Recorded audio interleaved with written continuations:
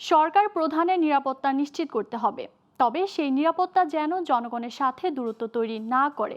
প্রধানমন্ত্রীর নিরাপত্তা ব্যবস্থায় জনসম্পৃক্ততার এই ভারসাম্যের উপর জোর দিলেন তারেক রহমান। একই সঙ্গে ভবিষ্যতের বহুমাত্রিক নিরাপত্তা চ্যালেঞ্জ মোকাবিলায় সশস্ত্র বাহিনীর আধুনিকায়ন ও পেশাদারিত্ব বাড়ানোর তাগিদ দেন তিনি। সকালে সেনানিবাসে পিজিআরের প্রতিষ্ঠা বার্ষিকীতে এসব নির্দেশনা দেন প্রধানমন্ত্রী। বিস্তারিত আওলাদ বাবলুর প্রতিবেদনে। গণতান্ত্রিক রাষ্ট্র ব্যবস্থায় সরকার প্রধান শুধু প্রশাসন প্রধান নন, জনগণেরও প্রতিনিধি। তাই প্রধানমন্ত্রীর নিরাপত্তা ব্যবস্থা এমন হতে হবে যাতে দায়িত্ব পালনের পাশাপাশি সাধারণ মানুষের কাছাকাছি থাকাও সম্ভব হয়।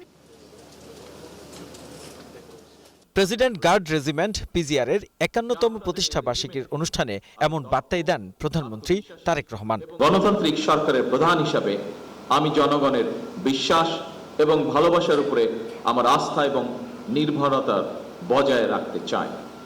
সুতরাং নিরাপত্তা কৌশল যাতে সরকার প্রধান থেকে জনগণ থেকে দূরে ঠেলে না দেয়, সেদিকে বিশেষভাবে লক্ষ্য রাখার জন্য আমি আপনাদের প্রতি বিশেষভাবে আহ্বান জানাই। সশস্ত্র বাহিনীকে দেশের সাহস, আস্থা ও গৌরবের প্রতীক উল্লেখ করে প্রধানমন্ত্রী জানান, সাইবার হামলা, প্রযুক্তি নির্ভর অপরাধ ও বহুমাত্রিক নিরাপত্তা ঝুঁকি মোকাবেলায় সশস্ত্র বাহিনীকে আরও আধুনিক ও দক্ষ করে গড়ে তুলতে কাজ করছে সরকার। সাইবার যুদ্ধ, ইলেকট্রনিক ওয়ারফেয়ার, ড্রোন যুদ্ধ কিংবা তথ্য যুদ্ধ, এইসব নতুন নতুন ক্ষেত্রগুলো কোনোভাবেই উপেক্ষা করার সুযোগ নেই।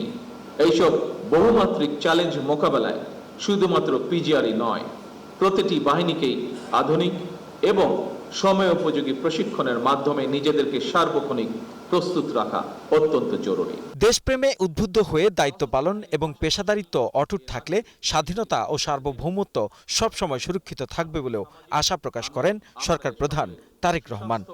মঙ্গল এবং উত্তরোত্তর। আওলাদ বাবলু, গ্লোবাল টেলিভিশন, ঢাকা।